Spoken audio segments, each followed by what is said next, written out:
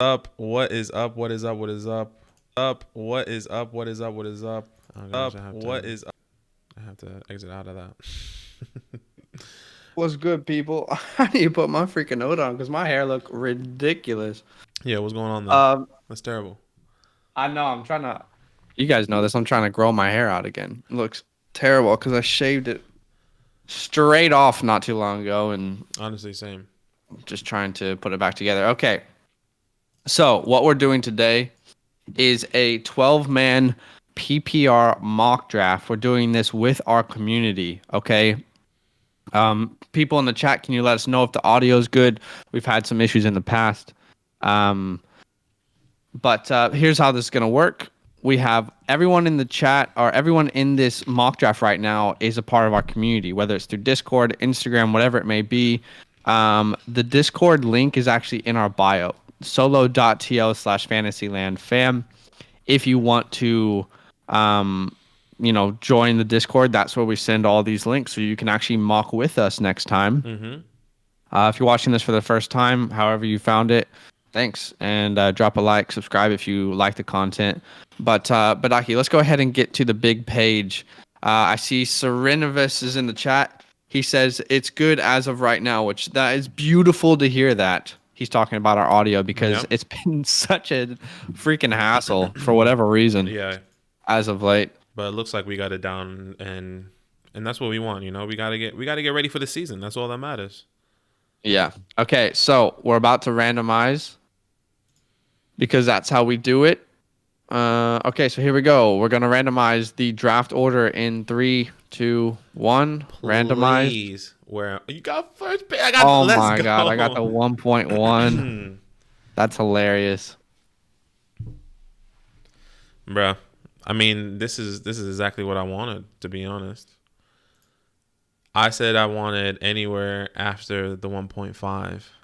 So All right, that's huge. this is interesting. That's huge. That's huge. Where are you? So you're at the 110. Okay. I'm at the So 110 here.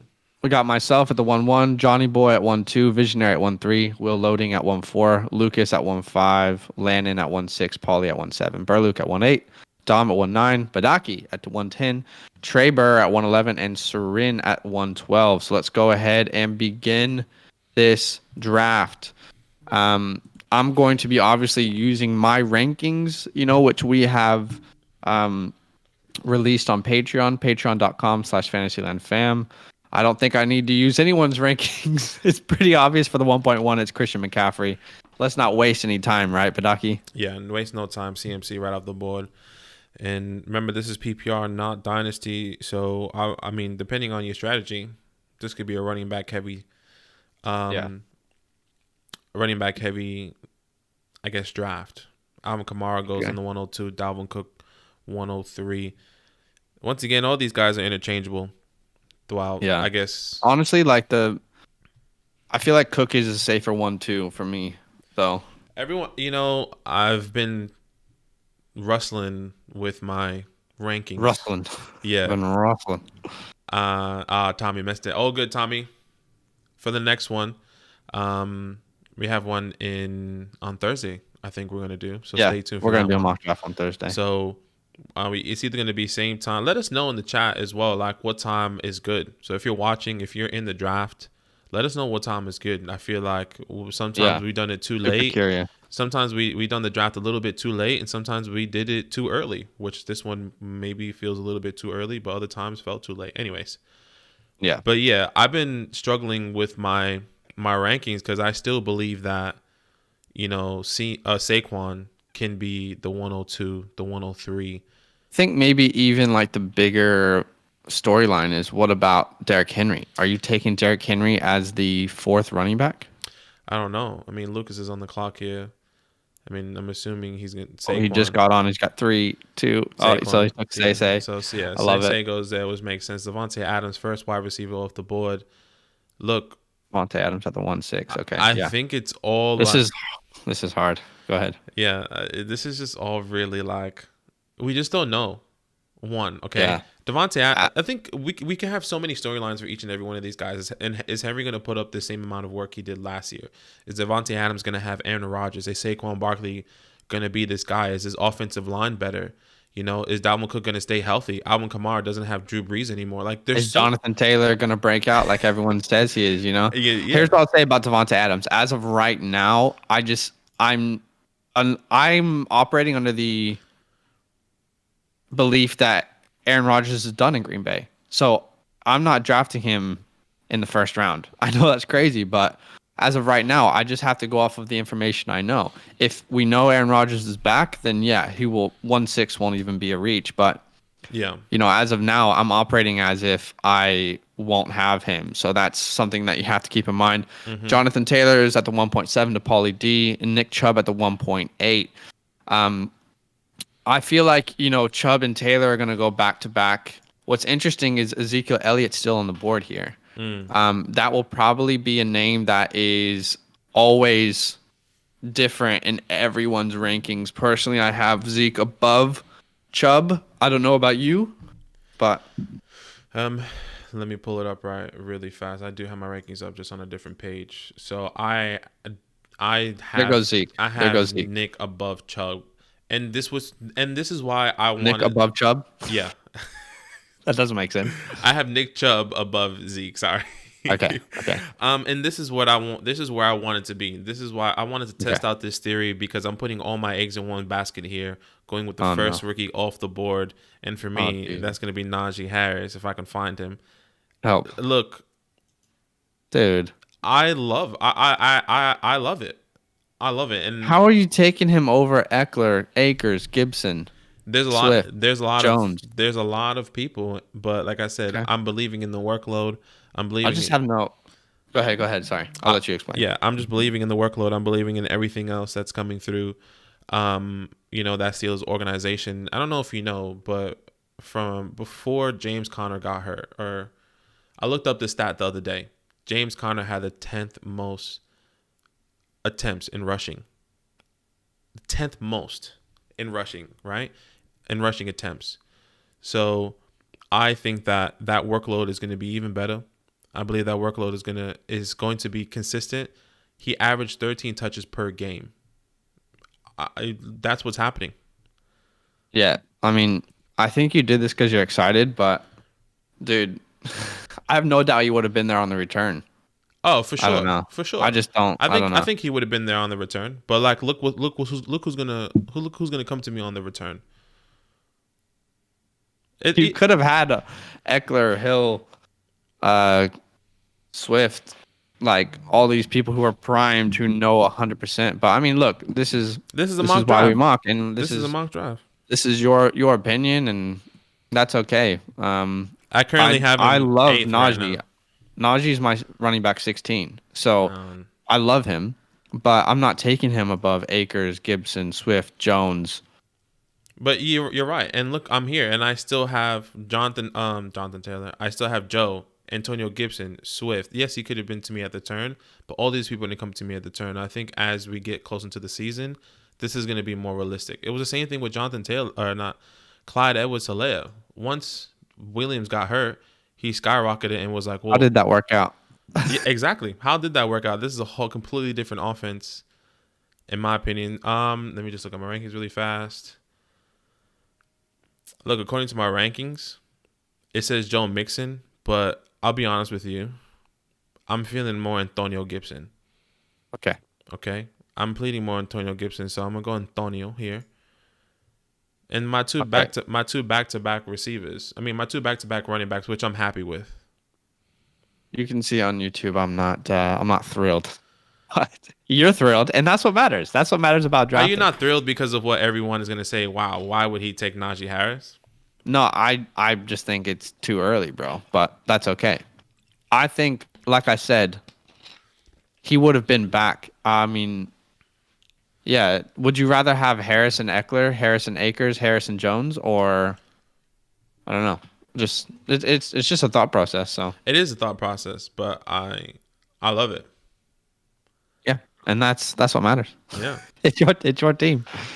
You can see, obviously, we don't agree on everything. That happens more often than you might think it would, which is funny. Mm-hmm. Okay, so after Gibson, DeAndre Hopkins goes off the board, and then J.K. Dobbins goes off the board. And the visionary just said in the sleeper chat, Badaki's risking it all. That's funny. I like starting Chubb, J.K. Dobbins. That feels like a really solid foundation at the 1.8. And then Paulie D snags Travis Kelce, which is, I feel like, a broken record, but he is the biggest X factor in all of fantasy. Yeah, so 100%. I wouldn't be surprised if he went in the first round this year. That wouldn't surprise me. That wouldn't be too high, in my opinion. Joe Mixon at the 2.7.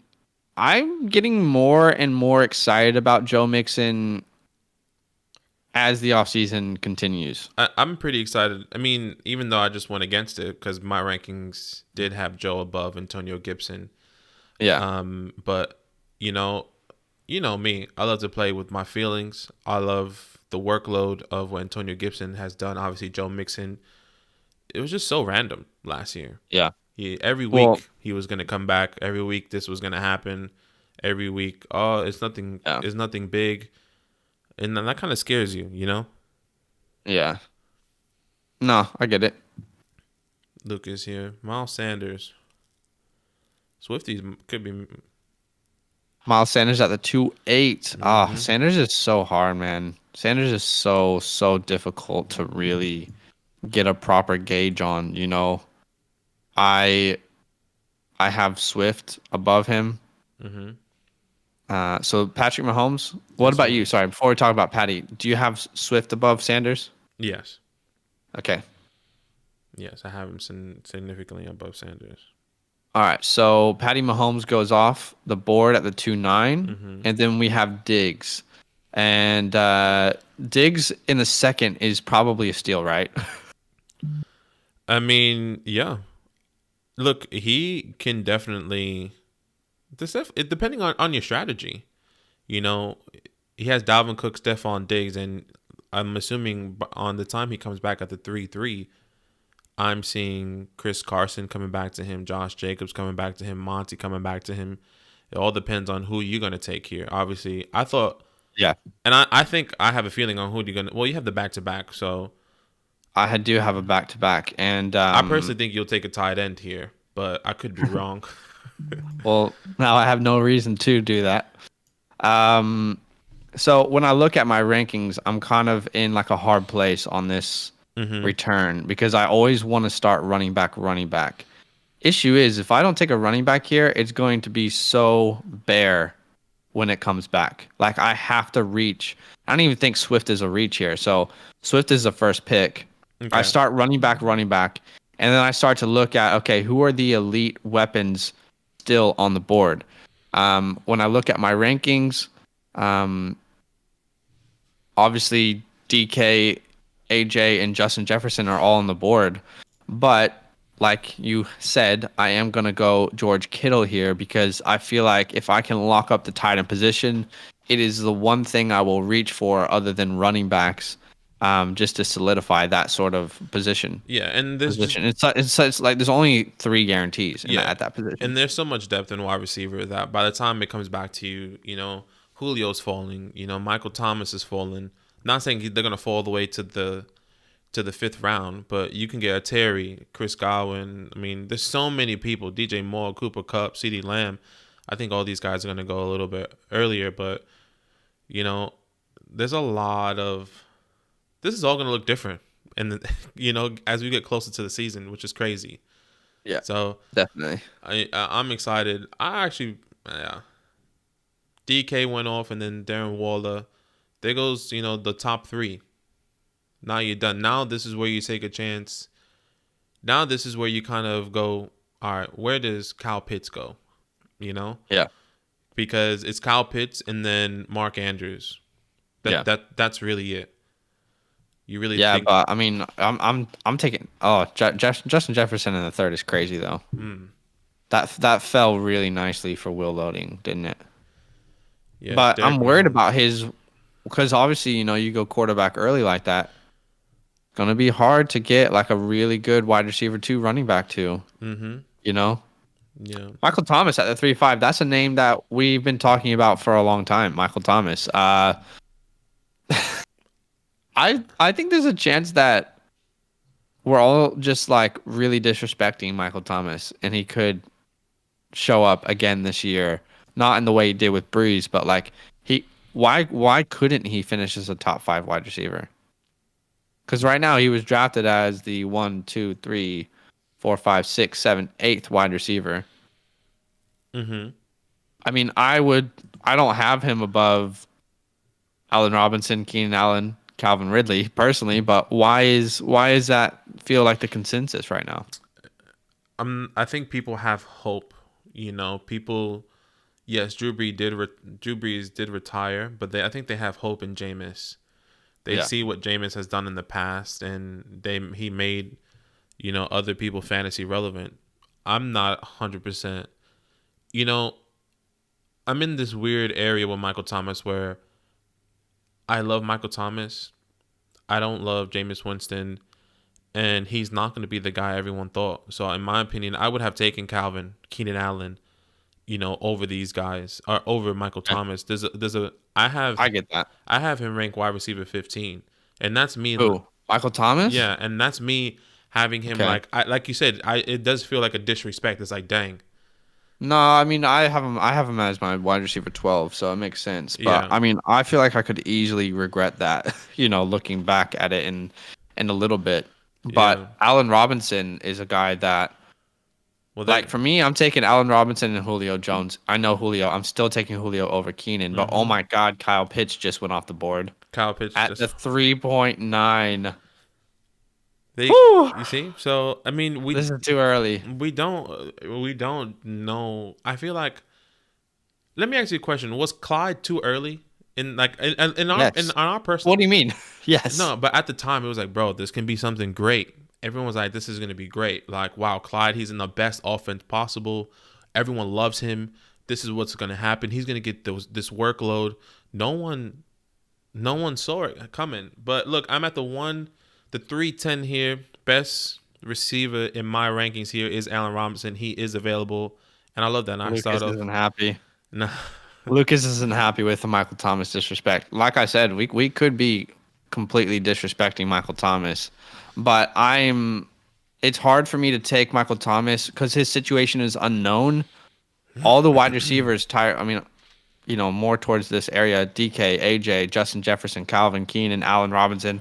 I know all of their roles. I know all of their situations. I'm more comfortable taking them over Michael Thomas, but it's one of those things where like you on some years you have to just be okay with being wrong about certain things. 100%. If I'm wrong about Michael Thomas, then that's totally okay. Let's talk about the pick that you did, and then Myles Gaskin just went off the board at the 311. Holy crap. Go ahead. Talk about your pick first. Yeah, I took Allen Robinson. My theory is that Justin Fields will start. Justin Fields is going to... Allen Robinson was a top receiver no matter what. I think the 310 is kind of around the area he will go. I think we will, maybe 3-4 to the 310 in the middle of the third round he will go.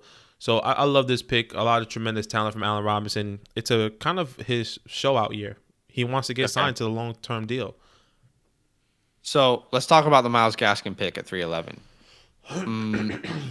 I love Myles Gaskin. I love that the Dolphins didn't draft a running back, but is J.K. Dobbins off the board? He is, right? Yeah, okay. Mm-hmm. So I'm just looking at who's available. Chris Carson, David Montgomery, Josh Jacobs, all available. Are you taking Myles Gaskin over? Just Chris Carson, David Montgomery, I think is a better question. Are you taking Gaskin over those guys? Yeah, I'm not taking Gaskin over those guys. Sorry, I'm on the clock here and I'm looking. Okay, I'll keep talking. I think we would both have Gaskin a little bit lower, but again, if it's your guy, you might have to reach. I just think Gaskin should be a 4th round pick in this year's draft. We got Serini, who went Terry McLaurin and Julio Jones back to back. I love your wide receivers. Got the best wide receiver core so far, but you've only got one running back, and running backs are hard to find later in the draft. So it'll be interesting to see how you fill out this draft. We then have Josh Allen and Dak Prescott going at the 4-3. Look, I kind of panicked here, but so Dak Prescott was the third quarterback taken off the board. Mm-hmm. So let me tell you. Look, there's no specific reason. I can be honest with you. I just panicked. I'll be completely honest with you. What I really wanted to do was take Monty.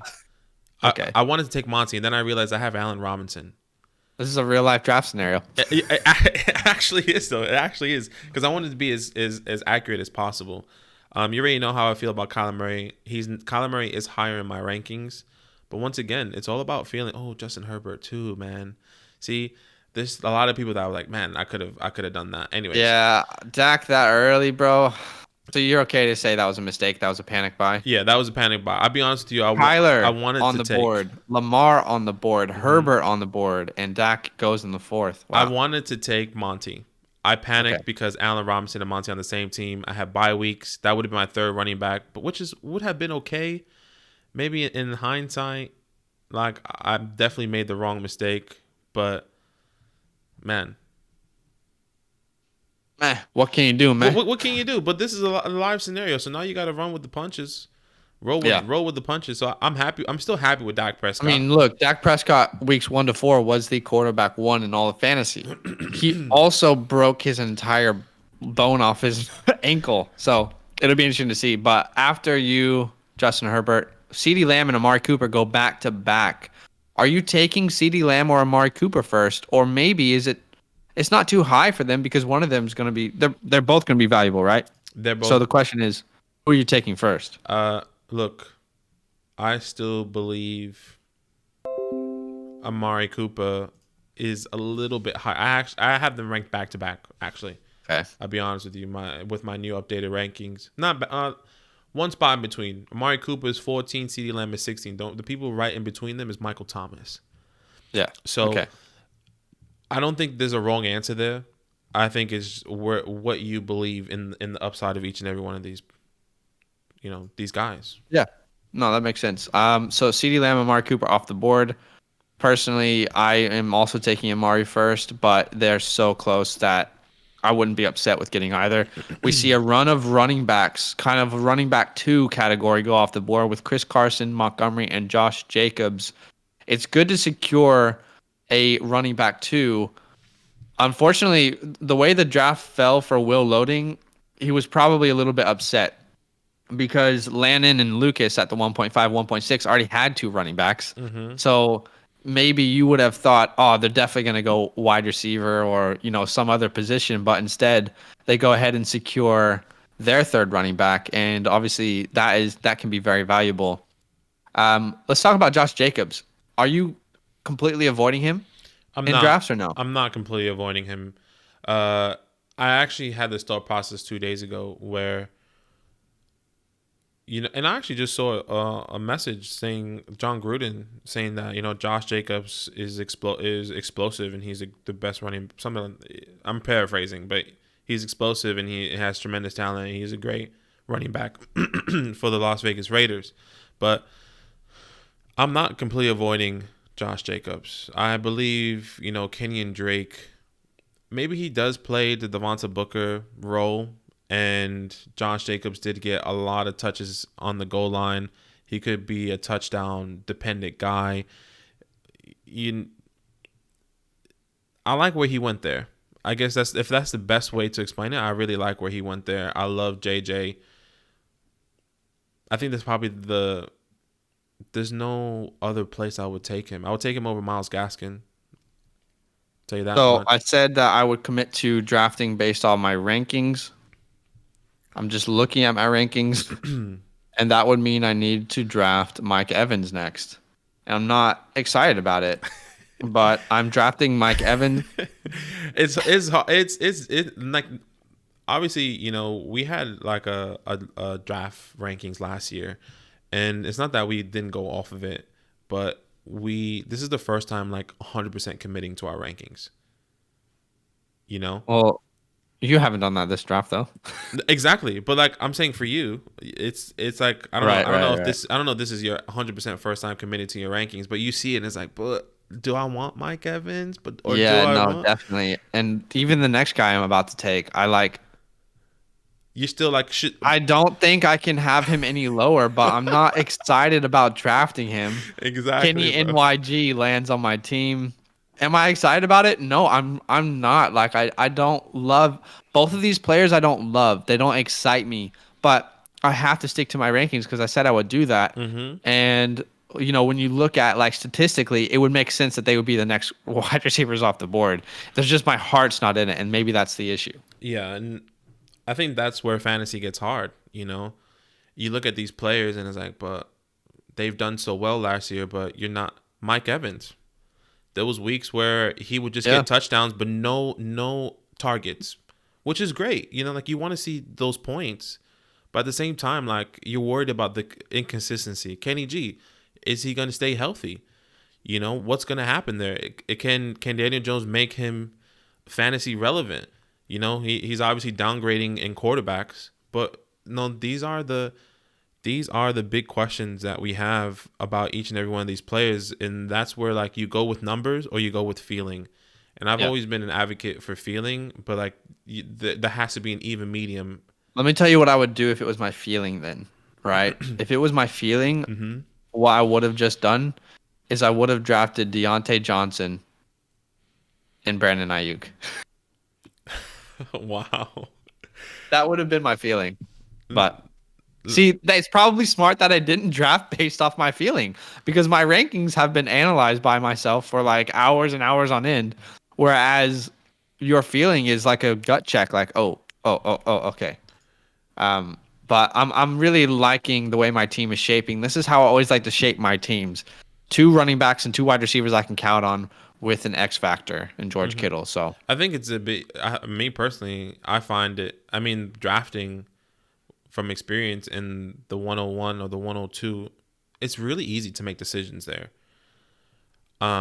Way harder though. I feel like I have to reach at the 1.1. Like I'm not upset at being at the 1.1. I just got CMC, So like you can't be upset by it, but I feel like when you're on either the 1-1 or the 112, you have to reach for people because you know that they're not going to be there on the way back, So yeah, that's how I feel about it. Just quickly before we talk about the next picks, if you guys are watching on YouTube and you could drop a like, that would mean a lot to us. That would be very appreciated. Yeah, that just helps support the brand as well. Subscribe to the channel. So we do more mock drafts. Kareem Hunt, Woods, Ayuk, and Jackson go off the board. If Lamar Jackson, and I really, really am high on Lamar Jackson this year. I cannot believe he was a 1, 2, 3, 4, 5, 6th quarterback. Is that right? Yeah, he was a 6th quarterback off the board. I have him as my quarterback 4, if I'm not mistaken. Let me just double check that. He is my quarterback 4. So to get him in the 5th round, last year he was a first-round pick everywhere. I think he's going to be significantly better. So I really like the pick of Jackson there in the middle of the 5th. Yeah. Look, I like Lamar Jackson. It makes sense there. Yeah.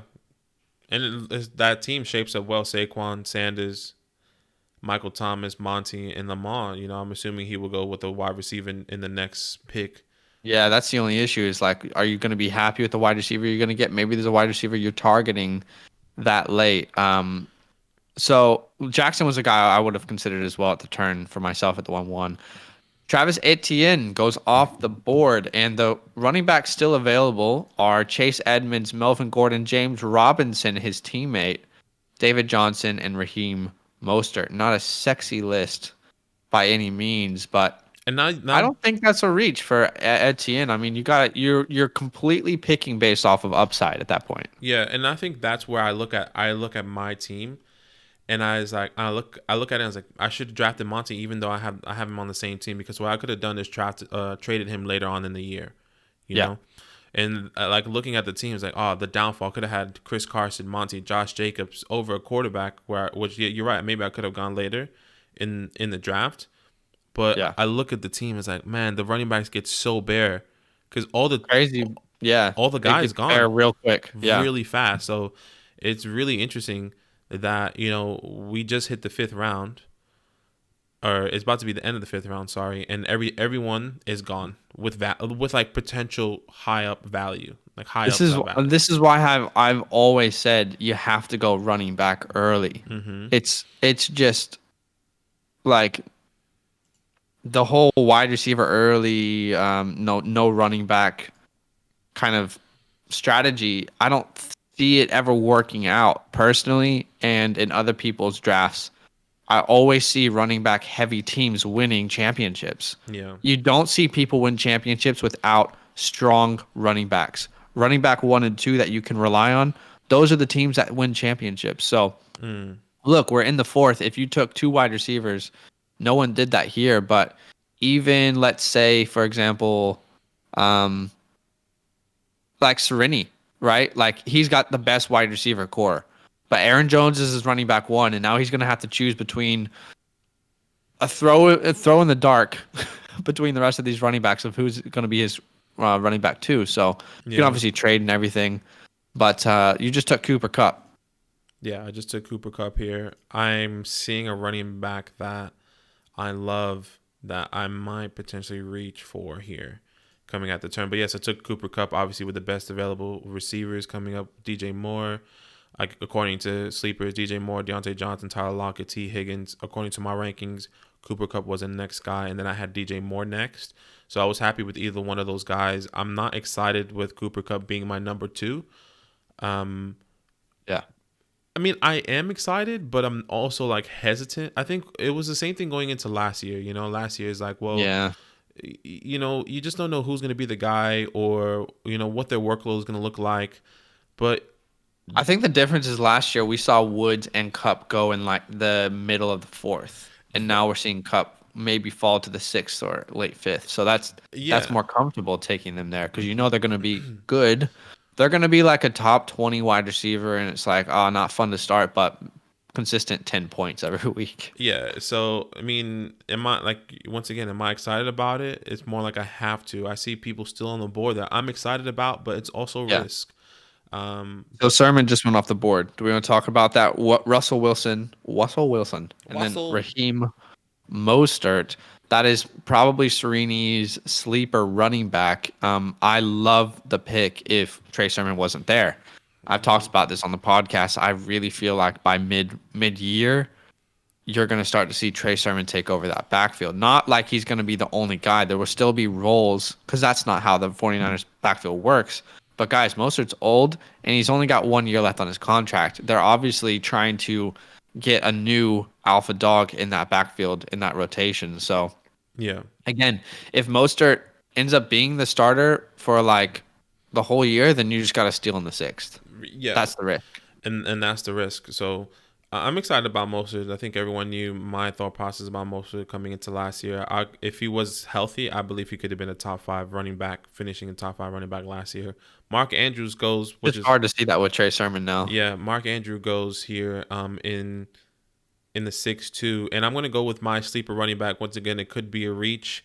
I'm excited about this guy. He plays for the Atlanta Falcons, and it's Mike Davis. I look at my team, I see that I need somebody.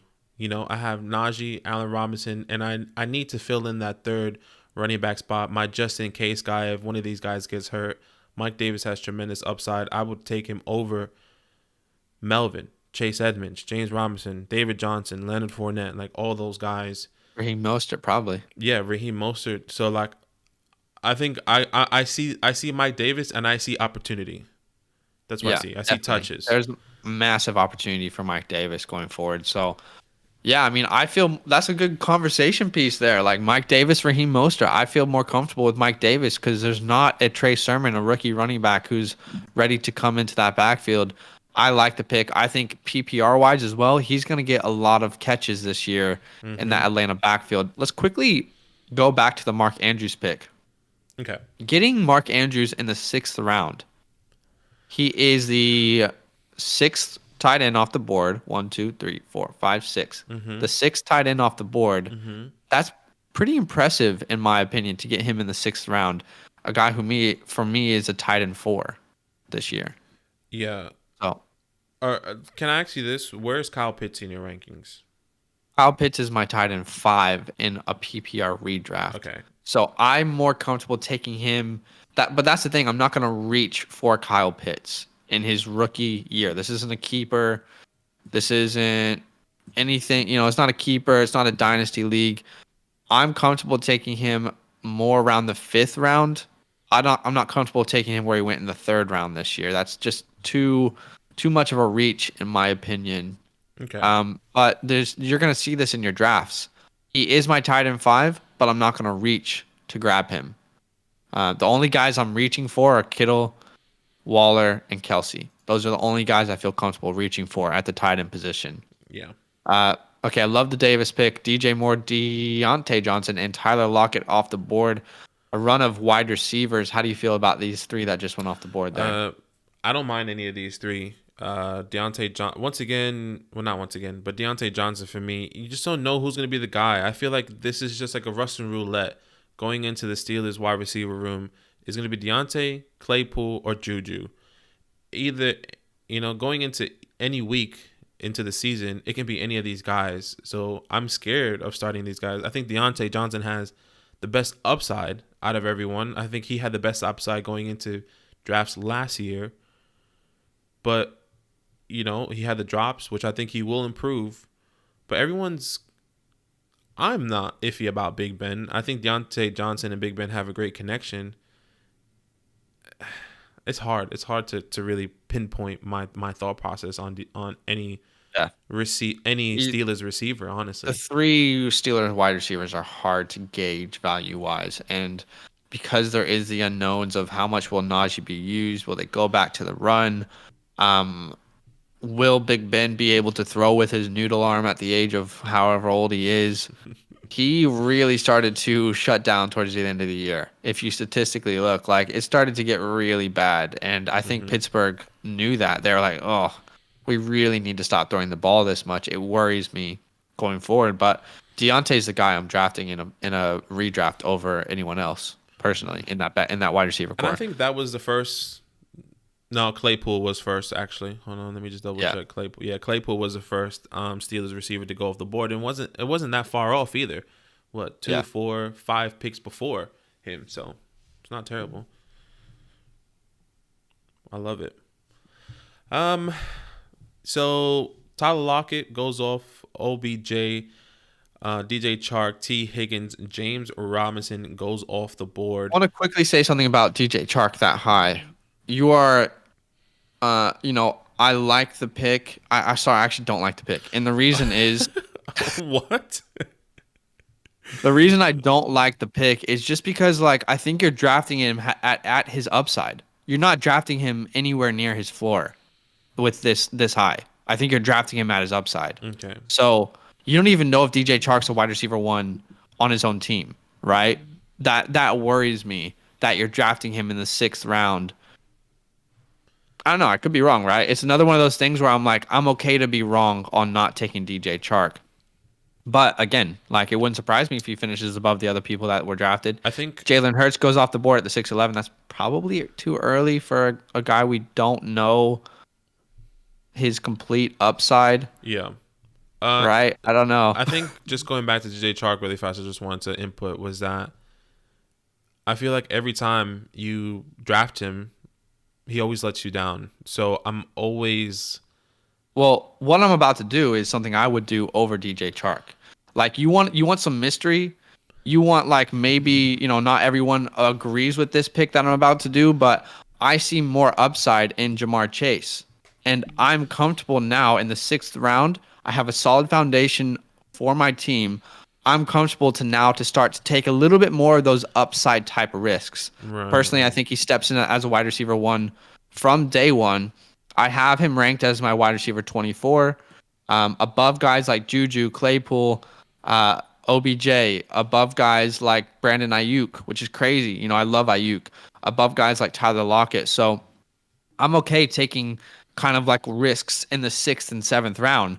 And again, I just said I'm okay taking risks. So now you're about to see me take another risk. And I know that a lot of people aren't going to like this, but I'm taking Javonte Williams off the board with my 2nd pick. And again, just to explain that, I'm going complete upside if I have a solid foundation to start off. from round 6 to 9, I'm going completely based off of upside. I'm not feeling based off of positional needs. There's quarterbacks there that I could probably draft, Tom Brady, Joe Burrow, Matthew Stafford, but I don't know that they're going to be better than the quarterbacks that are coming after them. So I'm going purely based off of upside round 6 to 9 if I can. Okay. Makes sense. I mean, I don't mind Chase here. I don't mind William here. I mean, yeah. I think these guys are gonna shoot up a little bit more going into the season as we get closer to the season. Maybe not Javonte, but I think Chase will go a lot higher than what we expect him to go right now. I think we need to remember. That's what we need to remember. All this can be jumbled. All these guys could be, freaking Tyler Boyd can get hurt in off season and Chase can jump up, but that's all hypotheticals. Lucas says, what's your game on Keenan this year? High hopes. Yeah, we love Keenan. 100%. I think we both have him higher than, like your standard fantasy pros rankings or whatever. Like, we have Keenan Allen higher than your average person. I have him as wide receiver 9. I think we both do, actually. That's consensus. We both do. Wide receiver 9. So we're taking him over Allen Robinson, Julio Jones, Michael Thomas, Terry, Amari. We are actually really excited for him in year 2 with Justin Herbert. Personally, personally, both of us. Let me ask you this: with Javonte Williams, are you seeking to get let's say Melvin falls to you. Let's say Melvin's not picked here, and he falls to you at the 8th round. Are you seeking to get him as a handcuff? No, I'm really not. Here's the thing, right? Here's why I feel so comfortable taking Javonte. And again, it's something I'm okay to be wrong with. I'm going purely upside, purely risk in round 6 to 9. The issue is I don't think Melvin Gordon is a good running back. I don't think he's very good. I don't think he was good in his last year in LA. And I think he was decent, but he wasn't worth the money that he got. And that's just something that I believe. And look at his gameplay last year. Was the offensive line amazing? No, it wasn't. Was the offense really good? No, it wasn't like an amazing offense, but I don't think he's a very good running back. I don't think he has the burst he had. I don't think he has the speed he has. I think his body has been worn down a little bit. And I think by probably mid-year, it's Javonte's job because I think Javonte is a much more talented running back at this point in their careers. So especially with Melvin only having 1 year left, I don't see a scenario where they don't let Javonte become the workhorse at the end of the year. Okay. And this is a situation I don't remember do you remember last year when I took Antonio Gibson in the 6th? Yeah. Do you remember that? Took Antonio Gibson in the 6th, and it was a similar conversation, right? Like, oh, do you really think he's going to be, the running back there? Again, normally about mid-year we start to see rookies' real roles. I'm not expecting him to be a starter day 1, but that's kind of my thoughts on that. Okay. I mean, is that fair? No, it's fair. I think, I see, for example, Mike Davis. I think I'm going straight for his handcuff in the late rounds. I'll be honest with you. Yeah. And I think makes sense. It's just, and then I just wonder because I feel like if I were to draft. Well, that's actually a interesting thing to say because who is his handcuff? Do we actually really know that who his handcuff is? I don't think we know that. At the moment, we don't necessarily know. It's Ito Smith, and then the rookie that they drafted is Javon Hawkins or. Right. Javion Hawkins. Right. So, my thought process is that I believe it could be Javion Hawkins because I believe both of those guys are going to be on the waiver wires. No question. I don't think anyone's going to pick them up. But yeah, I think going into a season with Javonte Williams and Melvin Gordon, I think I would love if I got Melvin Gordon and I see Javonte coming to me in the turn or vice versa, I'm getting the handcuff just in case. And it's not because I don't think you're ever going to be in a position to get the handcuff of Javonte and that's what I'm saying. So, and that's why I'm thinking is I don't think that's going to happen. So I might just avoid them wholeheartedly. Yeah. In the draft because I'm just unsure at the moment what's going to happen. I totally get that. The thing is, when I look at my team, this is why I'm trying to set my team up like this all the time. Again, round 6 to 9, I'm going purely upside-based players because I already have 2 running backs I trust in CMC and Swift. I already have 2 wide receivers I trust in Evans and Galladay, and I have an X factor in George Kittle. So, again, I'm okay if Williams doesn't meet this 7th round ADP, but I think he will. Edmonds, Gordon, Goddard, Deebo Samuel, Will Fuller, Cortland Sutton, Robbie Anderson, and Ronald Jones go off the board. You're on the clock. I'll quickly talk about this. You know how I feel about Melvin. I think Chase, like it's hard to say what James Conner role is, but that could be a really, really good steal there. Goddard, I mean, at this point, yeah, it's necessary to get a tight end that has upside and has a good floor. Deebo Samuel, I'm obsessed with Deebo Samuel, and we always talk about how much we love Deebo Samuel. Yeah. So I like it in the 7th. Will Fuller goes off the board. I don't know what his upside is in this offense, especially with Waddle being there again. But you're kind of connecting yourself to a quarterback in Tua. So hard to say. Cortland Sutton, we've been debating Cortland Sutton for a long time. I'm not taking him over Judy in redraft or dynasty, but that's okay. You feel differently. Yeah, I feel differently, and I love Cortland Sutton. I believe he's going to come back really strong. I need to double check what was his stats before he got injured in 2019. I believe he had 6 touchdowns and it was around 80 receptions. I actually looked it up. Oh, really? Recently. Where did he finish? If I'm not mistaken. Do you remember? I don't remember where he finished, but you'd have to look that up. Yeah, I'll have to look it up. But I love Cortland Sutton. I think he's going to come back strong. I think there's still a lot of potential. The only question mark is the quarterback. Is Teddy going to be this guy? If Teddy is playing, then Jerry Jeudy skyrockets. If it's Drew Luck, I feel like Cortland Sutton could be more of the guy that I could be targeting. But we don't know what that looks like. I'm on the clock here. Before I'll let you go on the clock and do your thing. Look at your rankings and everything. Quickly, let's talk. Robbie Anderson, maybe too high in my opinion. Ronald Jones at the 7-9. It's hard to say what value you get there, but it's not a pick that's going to destroy your team. You went Noah Fant. I love Noah Fant. Love his upside. Damian Harris, David Johnson, and Logan Thomas, Devonta Smith go off the board. We'll talk about that, but you're about to make your pick. Yeah, I'm actually going to go the guy that we were just talking about, Jerry Jeudy. Look, I think it makes my decision easier. Cortland Sutton is off the board. Jerry Jeudy has to go.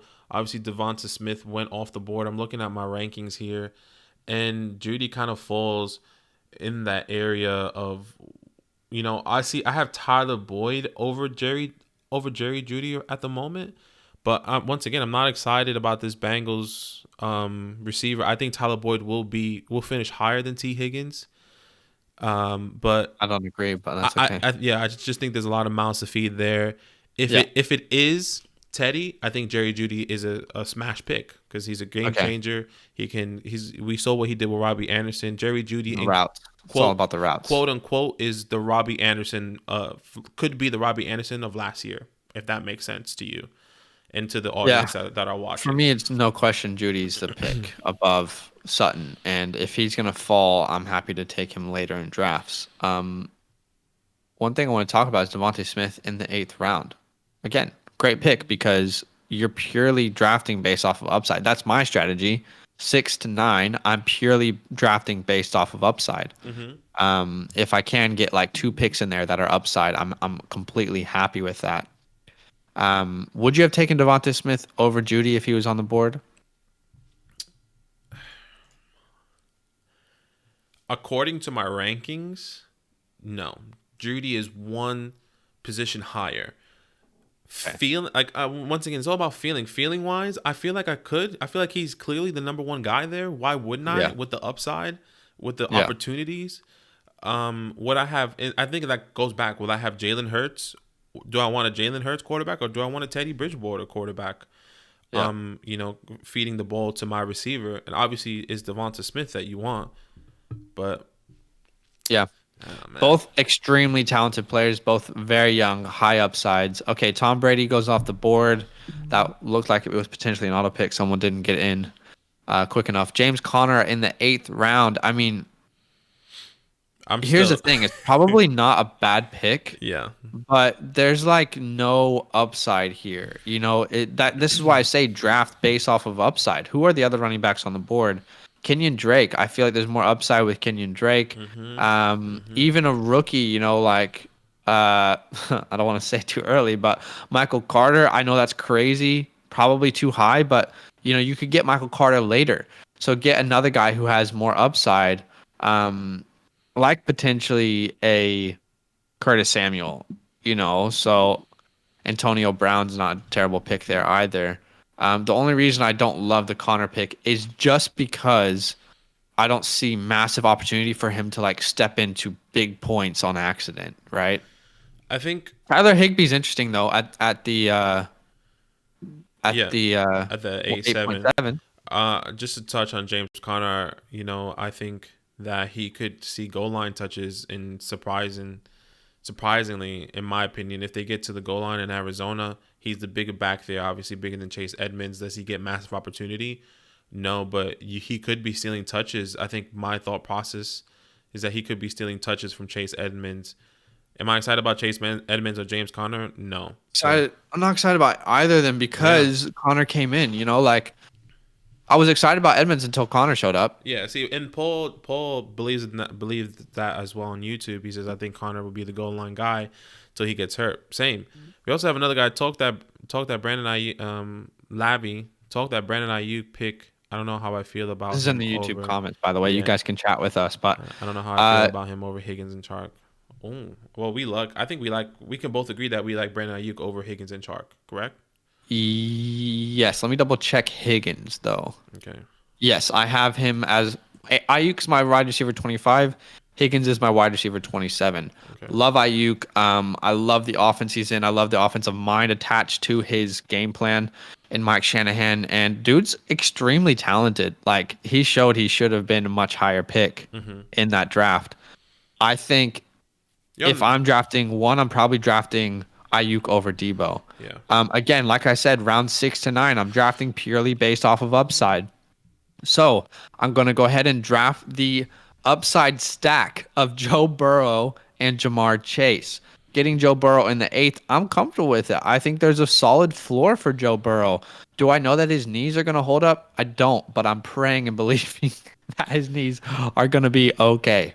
Let me look at my next pick here. Yeah, I'll kind of talk about that, about Joe Burrow. What's crazy is that we still have no idea if he's going to start. You are an advocate, which is surprising, saying that, you don't believe Joe Burrow is going to be ready for week 1. Maybe you're not maybe you're not saying that he's not going to start for week 1, but you're questioning if he's going to start for week 1. Reports have come out recently that he is going to be ready for week 1. That's why I'm more comfortable with this. Again, guys, round 6 to 9, upside-based drafting for me. I'm drafting Michael Carter, rookie running back out of New York. I don't think we can probably all agree, right, that who is it there again? I need to remember. Tevin Coleman isn't the answer. I think Michael Carter is extremely talented, and I think, again, by mid-year, I'm seeing a guy who's taking over that role completely. Okay. Yeah, look. And I see Austin Eckler type role that could be carved out for him. Do you hate the pick? Do you love my picks? What do you think of my purely upside strategy from picks round 6 to 9? I mean, yeah, you're right. It is purely upside. A lot of question marks. I think going forward, I don't think Jamar Chase is a question mark. But, Javonte Williams, what's his role going to look like in week 1? Joe Burrow, is he going to start? Michael Carter, what's his role going to look like from week 1? You're right. It is upside. It could be value going from week 6 plus. But, For example, you do have a strong core. But later on, if these guys do get opportunity later on in the season, it could be really strong. But from early on, I'm not seeing myself starting any of these guys week 1 because we need to see their production. Yeah. I could start Chase week 1 as a flex, but I'm not starting Javonte or Michael Carter week 1. Yeah, same. And I think that's what I'm thinking. I have a couple chats in the comment I'm going to quickly read.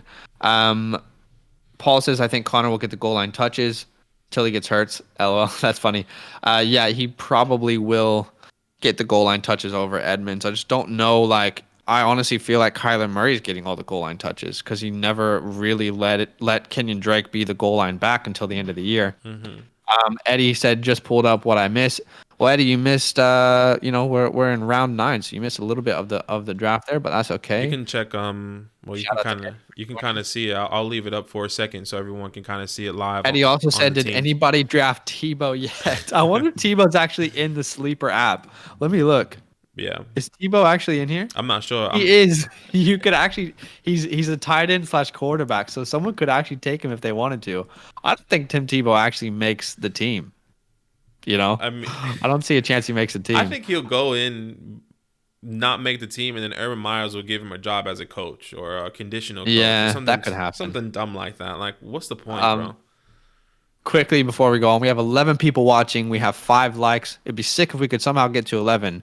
If everyone can do us a favor and just drop a like in 3, 2, 1. If you can drop a like, that would mean a lot to us. That would just be a way for you to support this show, Fantasyland Football. But Serini said, Serinvas, why don't you go ahead and comment how we actually say your name like properly, like the pronunciation. We always say it incorrectly. But he says, what do y'all think about the Logan Thomas pick? You know, in the 8th round, that's a guy that I'm okay to take because, again, it's purely, I'm always round 6 to 9, I'm drafting based off upside. I think Logan Thomas is still an upside pick there. He was the tight end 1, 2, 3, 4, 5, 6, 7, 8, 9 off the board. So I actually really like that pick, especially with Ryan Fitzpatrick being there. I feel like Logan Thomas could be the safety blanket. Yeah, it's definitely the safety blanket. I'm just trying to pull up. I'm actually curious. I forgot where he finished last year. I think he was like in the top 10, if I was not mistaken, in tight ends. Yeah, he was top 4 actually. Yeah, Travis he went crazy last year. Yeah, he finished 4th. It's interesting. You know, I'm excited about Logan Thomas. I remember when Logan Thomas kind of came up on the scene, and I was like, bro, Logan Thomas, and he was like, he's old. First thing he told me, he was like, he's old. I mean, dude's had a chance all over the league, so of course I was skeptical as a Washington fan, but I mean, I'm still skeptical. There's still risk. Yeah, but 100%. Maybe we'll see Sammy Reyes. Okay. Lucas said, "Can I get on the podcast?" I love how someone actually disliked the video. That's hilarious. That's all love. I say if you like or dislike it, it's love in my opinion. Unlucky. It's up to you. Up to you whether you like it or not. Luke said, "Can I get on a podcast?" We're actually going to definitely try and do mailbag more often on the podcast and get people on there who are followers. I want to quickly talk about all the picks that have happened that we haven't addressed. Okay. Robert Tonyan, Brandon Cooks, Parker, Zach Moss, Pittman, Trey Sermon, and Jarvis Landry. And this is where it kind of gets bare for four receivers. You know, you're looking for the upside. Zach's been looking for the upside since round 6. Yep. But like this is where you're looking for the upside of these players. Like Brandon Cooks, you hope he can get some sort of touches. Devontae Parker, who is he gonna too many mouths to feed there now? Zach Moss with Singletary, Michael Pittman. I mean, we love him. Trey Sermon, that's the upside there later on in the season. And Jarvis Landry, we saw glimpses of him doing something great last year, but OBJ's coming back, you know? Yeah, definitely. I'll say again, like I said, round 6 to 9, I'm going upside. So I love the Trey Sermon pick at 9.7.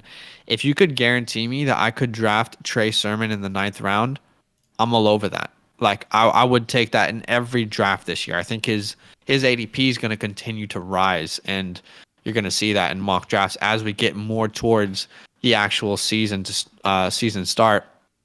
Jarvis Landry, Marquise Brown, go off the board. Jarvis is just a solid guy you can rely on. Marquise, there's other guys I would have rather drafted, including guys like Laviska Shenault. I'm higher on him. Let me have a look at where. Who I just drafted, Laviska Shenault. Okay. Yeah, I'm high on Laviska. I think the opportunity is there. We saw it last year. Better quarterback. Period. Yeah. Period. That's all it is. Brashad Perryman. I don't think that was a auto pick. I think that was a real pick. Sorry, that sounded disrespectful. Hey, Trey. I didn't mean to be. Are you sure? Wow. I don't know, bro. I don't like the pick. I'm just going to be honest. I really don't like the Brashad Perryman pick. There's so many players still on the board that I would take over him, including Corey Davis, who just went, including Darnell Mooney, including Ruggs, Waddle, including Marvin Jones. I don't know, man. You know what's crazy? I don't love the pick at all. You know what's absolutely crazy right now? No, the only rookie receiver that has gone off the board right now is Jamar Chase. Is that right? I'm pretty sure. Yeah, no, Devonta Smith went as well. Oh, Devonta Smith. Okay, so now we're missing. Like we can tell you, like Elijah Moore. Amon-Ra St. Brown. Like, I feel like these guys are going to be skyrocketing, and we're all going to miss these guys coming up into the season. You know, I'm looking at Darnell Mooney is still on the board. But I'm giving you guys hope. Jalen Waddle is still on the board. I'm sorry if I'm kind of giving these players away because I know you were probably you're actually like, I'm like, all right, just chill out. Let's see how the board. I mean, you're right. It's a mock draft, but you know, all these guys I feel like are going to go a lot higher than Antonio Brown, Juju, Arabi.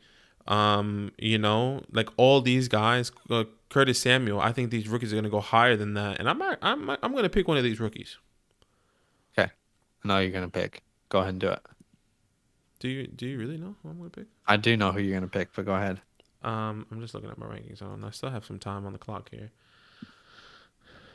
We have Trey Burr in the chat. He said it's risky, LMAO. He's talking about his Brashad Perryman pick, and I said I'm sorry for being disrespectful. He's like, no, it's all good. That's why we mock after all, and that's true. That is why we mock. This is literally what we're doing, guys. We're mocking to figure out what worked and what did not work. Ryan Tannehill just went off the board. I don't hate it that late. Getting a quarterback. You already had a quarterback though, so that's probably an auto pick. Unfortunately, it was an auto pick. Yeah, you know, right? You know who I'm going to pick? Elijah Moore. Rondale Moore still on the ball. I just typed in Moore. Elijah Moore. I believe he's going to be a slot receiver there in the Jets organization with Zach Wilson. You know, you kind of go and you, like Zach's been saying, you find the upside of all these players, but I love it. Yeah. Kenyon Drake in the 10th round. That's actually crazy that Kenyon Drake was still there. Yeah, it is crazy. Rondale Moore. I kind of upset because I was hoping that he would fall to me on the turn. But sorry, I kind of gave Rondale that away, Moore in makes the sense. In the 10th. Yeah, there's a lot of players that you just said that I was hoping no one would think about. But Rondale Moore just went off the board. I love the upside again. Late in a draft. You're drafting purely based off of upside players. I love the pick. Henry Ruggs, again, is another guy I'm okay to take. Maybe in the 11th, though. I don't think he would have gone. I could be wrong, though. But hopefully they're going to utilize him better than they have before. I'm a bit skeptical on Henry Ruggs. I don't think he's going to be this guy. People, you know, like, is he going to be fantasy relevant ever? Yeah. I don't think so. I really don't think so.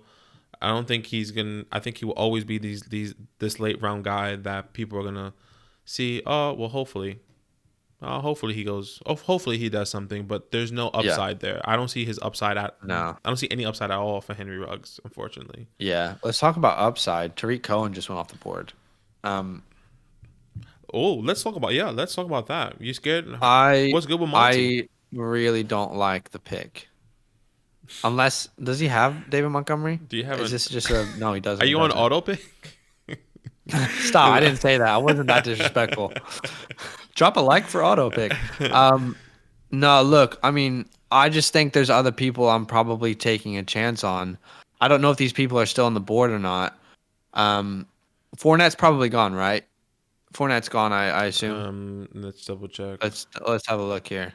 Fournette went. Yeah, he is gone.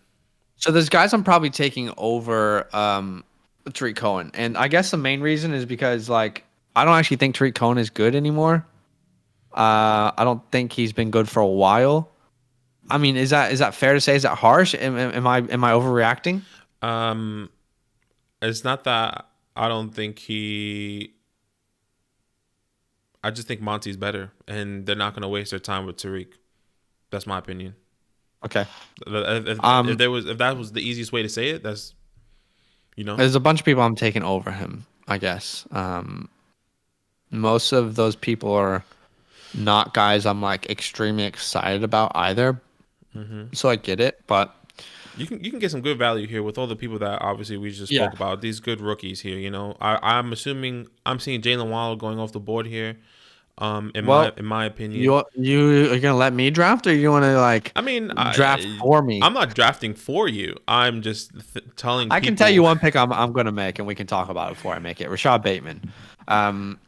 Again, I think one fault with my draft is I'm going too rookie heavy. Okay, that is an issue. Roles that aren't extremely defined. Right. But I'm okay in a PPR towards the end. If I didn't have a solid foundation, I wouldn't be okay to take all these risks. But I'm more okay to take these risks because I really believe in my starting 1, 2, 3, 4, 5, 6. My starting 6 of Joe Burrow, CMC Swift, Mike Evans, Kenny Golladay, George Kittle. Right. And I believe that all the players that I've drafted from round 6 to 10 are going to have upside and going to have massive trade value when it comes to, let's say, midseason and beyond. Now I'm kind of looking at the board and it gets really... Yeah, it gets bare here. It's not sexy, to say the least. I'm thinking, do I draft based off of upside here? Maybe I draft based off of like some sort of handcuff. That's what Chuba Hubbard. I mean, is it Chuba Hubbard? Yeah, Chuba Hubbard, and then in Carolina. Yeah, I would rather take him way later. So he probably going. I'm gonna go based off of upside, and this is kind of like a strategic pick for later on. If Gesicki somehow ends up as a top 5 tight end mid-year, I have 2 tight ends I can kind of play around with for trade value. If he's a valuable guy and I have 2 really valuable tight ends, that gives me a lot of trade assets going forward. So yeah, you know what's and crazy? Gesicki in the 11th is actually pretty crazy, man. Bro, if we look at the tight ends that haven't gone, Hunter Henry, still some good tight ends, yeah. Evan Ingram, Jonnu Smith, Rob Gronkowski, Cole Kmet still's on the board. I mean, if we're looking future wise, maybe like obviously Eric Ebron, but I'm thinking Pat Freiermuth. You know. There's some people, but not as a rookie, right? Like you're not drafting Pat Freiermuth as a rookie. Yeah, but that's the thing, you know, like, yeah, I'm not, but like, there's upside there later on in the season if Eric Ebron gets hurt. See, Javon Hawkins just went with the visionary mental. It's mental. Get me out. You thought you could wait. Honestly, you thought he could wait. I thought I could, but it's and that's the risk, and that's good. Honestly, that's good. Like the visionary, tell me, like. I would actually will, if you can put in the chat, I would actually like to know, are you taking him because you believe in the upside, but are you taking him as my handcuff to sell later on? Because that's a great strategy. I feel like that's something that a lot of people are going to be doing later on in the year. That's my personal opinion. Let's quickly talk about Irv Smith. I feel like that's another guy I could have drafted. And it's obviously the same strategy Will Loading is doing right now, getting Irv Smith and Goddard. If you have these guys both top 10, one of them top 5, you got trade value. Waddle goes in the 11th. It's just pure upside. I love the pick. Yeah. Sanders, I don't like the pick, honestly. I don't even think he's a wide receiver 2 there. I think Beasley's a wide receiver 2. So there's more upside there. Like Jalen Reagor, you could have drafted. John Brown is going to be one of the only guys there in Las Vegas. Gus Edwards and Michael Gallup. Just not guys I'm excited to draft at all. Yeah. So I'm being way harsh on everyone, and I'm super sorry. Zach is the fantasy police here, draft police. What's going on? Yeah. I'm that guy that you bring to parties, and you're like, I'm sorry, I brought my friend with me. I'm on the board. Gosh. Someone in the chat, Lucas said, I agree, Badaki, the Raiders don't know how to develop people. Ruggs isn't going to do anything. So, yeah, it's hard to say. It's just like, will we see the upside of Ruggs, or are we going to see Ruggs be destroyed by an organization that hasn't in the past, been known to develop talent? Yeah. So you went Amon-Ra St. Brown. Yes. All upside from here on out. You had 4 wide receivers in your last picks. Yeah, I'm not really good on running backs. Najee, Antonio Gibson, and Mike Davis. Those are my 3. I think with these guys, going into the season, I can probably sell one of them for, a low end running back, maybe, a Josh Jacobs to feel more secure, or who am I looking at? Miles Gesicki potentially. Am I excited about doing something like that? No, that's probably the best value I can get out of a running back. Well, you didn't have a chance to get Miles Gesicki. Or Miles Gesicki. Sorry, Myles Gaskin, I meant to say. So it's a lot of trade. You never start off You never end with a team that you drafted. You know, you got to make moves later on in the season. Totally. I'm in my drafts. I'm always thinking about trade value going forward. Mm-hmm. That's always a strategy in my drafts. Where am I strong at? Okay, I'm still going to draft a guy I believe in, even though I'm strong at that position, because I believe there will be trade value going forward. So I like it. Pollard, Mike Williams, and Rob Gronkowski off the board. That's another scenario of, you could have 2 top 10 upside tight ends, and you could have trade value. Mike Williams, I just don't know what value he holds going forward. It's hard. It's really hard to gauge his value going forward. Hunter Henry, though, in the 12th round. Jonnu Smith did not go off the board before him. That's interesting. Yeah, it is interesting. I truly believe that Hunter Henry is going to be the tight end. Jonnu Smith is going to play a wide receiver role. In my opinion, I'm struggling here to see who I should pick. I'm going to panic pick here and just take Evan Ingram's, maybe Jonnu Smith. Maybe I'm taking. I don't know. This is the late rounds are like who do I pick? Yeah. Evan Ingram, I mean, getting him in the latest round possible in a draft. Yeah. I mean, that's value essentially. People that don't have a strong tight end, or people that, for example, and you hate Evan Ingram. Yeah, I hate him. He literally talked trash about Evan Ingram all the time. He drops every pass possible. It's please. I saw I don't know if it was a TikTok or Instagram, was like, I wish there were stats that the NFL record. And the one stat that I wish the NFL records was passes dropped by any receiver.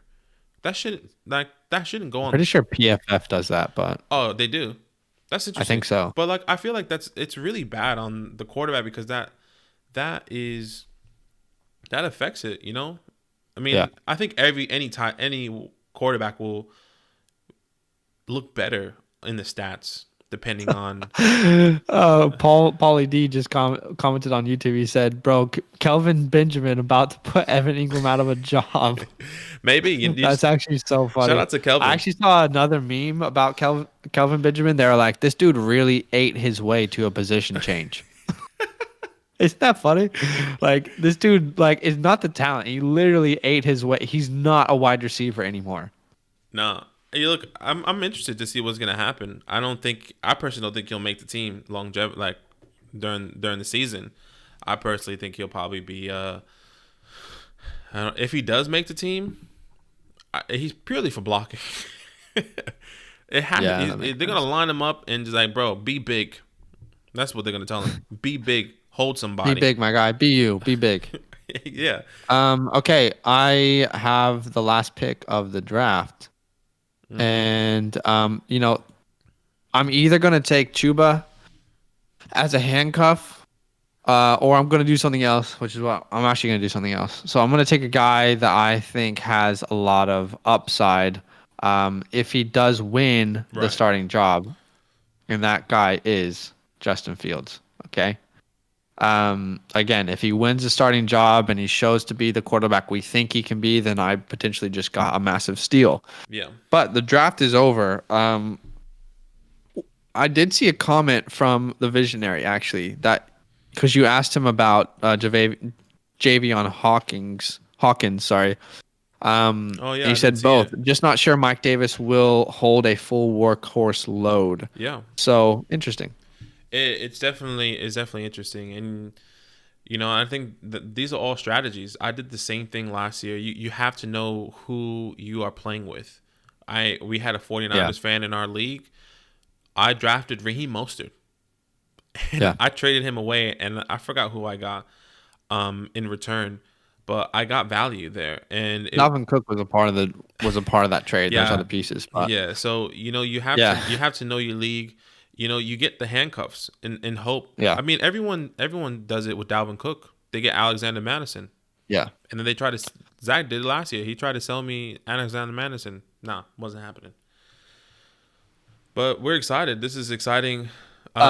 Someone said, I'm surprised Bateman and Waddle fell that low. I don't think they're going to fall that low when it comes closer to the year, to be honest. I think, that's a good point. Let's quickly look at where Waddle and Bateman went and the wide receivers that went before them. So before Waddle and Bateman went off the board, the following players were still available.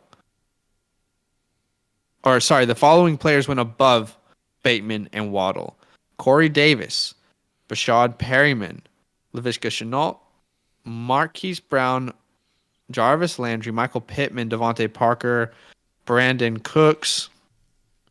So let's quickly talk about that, because I can say without doubt that I am drafting Bateman and Waddle over Brandon Cooks, Devontae Parker, Marquise Brown, Bashad Perryman, and Corey Davis. Do you feel the same way? Yeah. So I'm just having I want them to see it because they can't really see it when I exit like that. So. Oh, you gotta. Oh, really? Well, they can. Okay, right. Do you get them? They can't see like that bottom I get what you're right saying. side. But yeah, like I would definitely be taking those rookies over the guys that you just named. Maybe Laviska. Yes, I would take them over Laviska.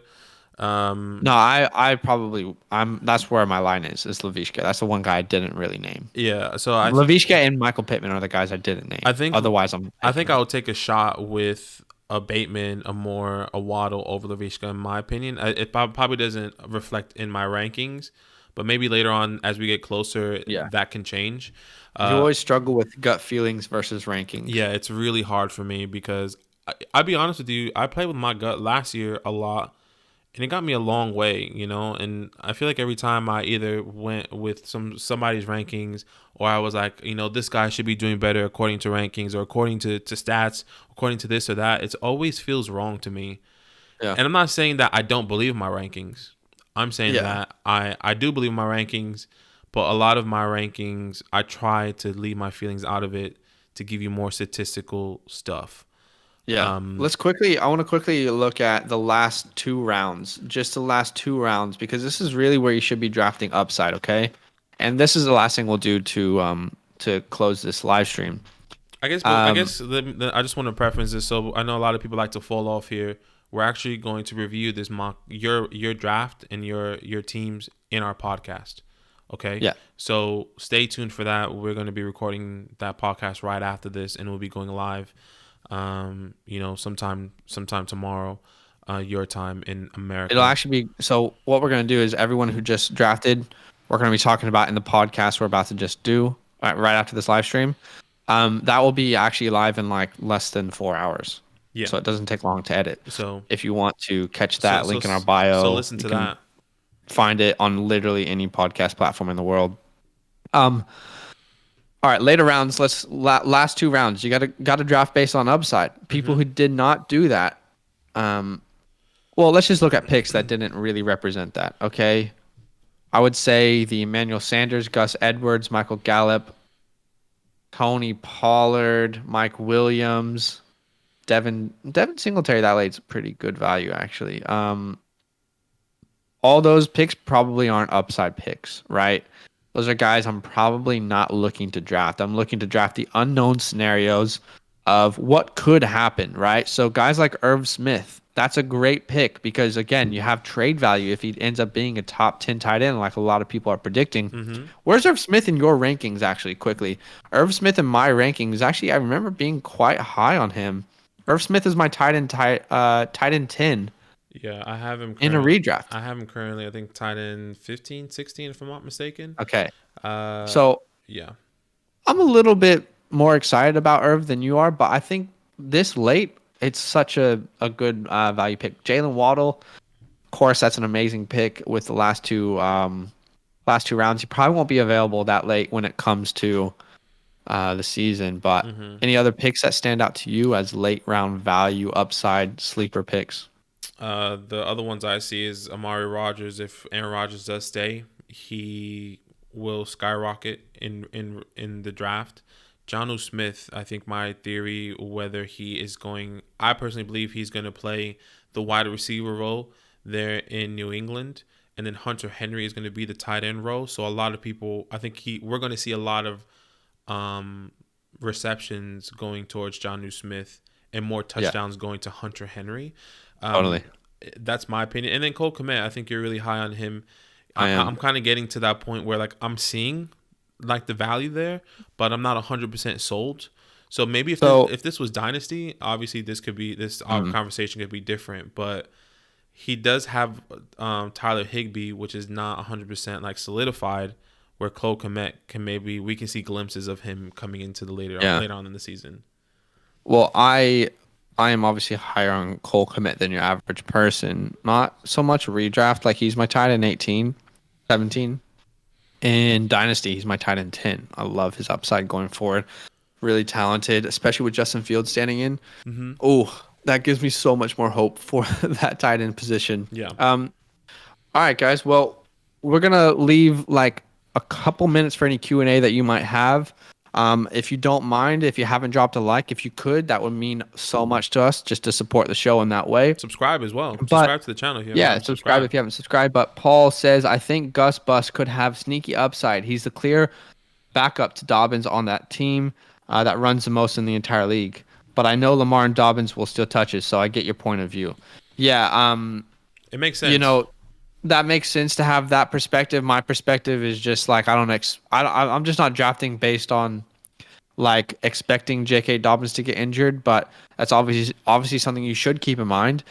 I don't know that if J.K. Dobbins gets injured, Gus Edwards, by the way, is clearly going to get all the running back touches. You know what I mean? It doesn't feel like an offense where a Mike Davis situation. CMC was out. Mike Davis is getting all the touches. I don't think that Gus Edwards is going to be like the clear, all the touches go to him, clear handcuff vibe. I don't know. I think didn't J.K. Dobbins miss a game last year, and Gus was yes, Gus was the guy. I remember. You know why? Yeah, he was the guy. I was playing for sure. I was playing Daniel Ilio. I forgot who it was. The Steelers.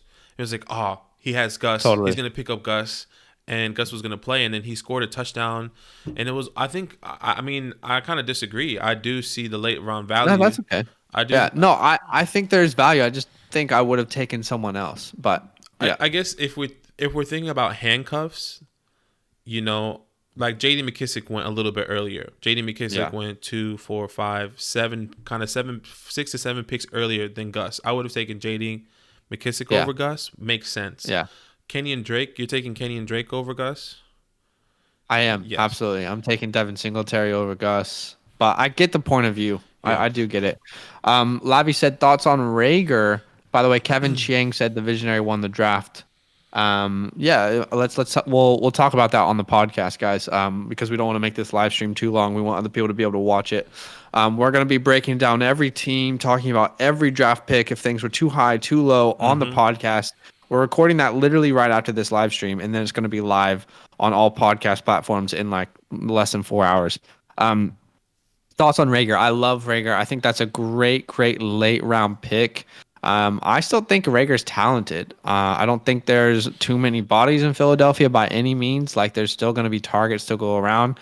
I do think that Devontae Smith limits his upside, so that's why I'm not targeting him anymore in drafts. But I still like Rager going forward. How about you? I'm not a fan of Rager. Yes, there is some upside value. Am I looking for him in a draft? No, I would actually take Amari Rodgers if Aaron Rodgers is still there. I would take Amon-Ra St. Brown over him. You know, I think I'm trying to see people that I won't take over him. I probably won't take Marvin Jones over Jalen Rager. I wouldn't take Henry Ruggs over Jalen Rager. Brashad Perryman over Jalen Rager. I would take Rager over Brashad Perryman. Sorry if that makes any sense to you. I'm iffy. I'm not somebody that's looking for Jalen Rager in a draft. In my opinion, I'm staying away from him completely because I think Devontae Smith is clearly the number one guy. Rager will probably get 1 or 2 touchdowns, those deep touchdowns, because he's the streaker. He's gonna go. Yeah. He's gonna win with his speed. But other than that, I'm not excited. All right. Well, thanks everyone for joining the live stream. Appreciate y'all. 6 people watching still. Y'all the real ones. If you guys want to do a live mock draft with us in the future, you just got to join our Discord. That's where we're pretty much putting all the links and letting you know when those mock drafts are happening. Solo.to/fantasylandfootball. The link is in the description for you to join. If you go to that link, you'll be able to find our Discord, our Instagram, TikTok. By the way, if you're watching and you're not subscribed, it mean a lot. If you could subscribe, if you could drop a like on this video, that would mean a lot to us as well. Everyone who mocked with us, you're going to hear all about your team on our podcast, which will release in the next 4 hours. So look out for that. Otherwise, have a great rest of your day. We're going to do a Dynasty Superflex startup draft in 2 days. So we'd love to have everyone join that. 2 days on Thursday. All the information on the Discord. Subscribe, like the video. Huge love. Patreon.com/fantasylandfam. If you want our rankings, our updated rankings, getting close to the season, make sure you check that out as well. Patreon.com/fantasylandfam. Best way to support the show and everything that we're doing here on Fantasyland. Huge love. Huge love. Huge love. All right, guys. We'll catch you later. Later, Zeus.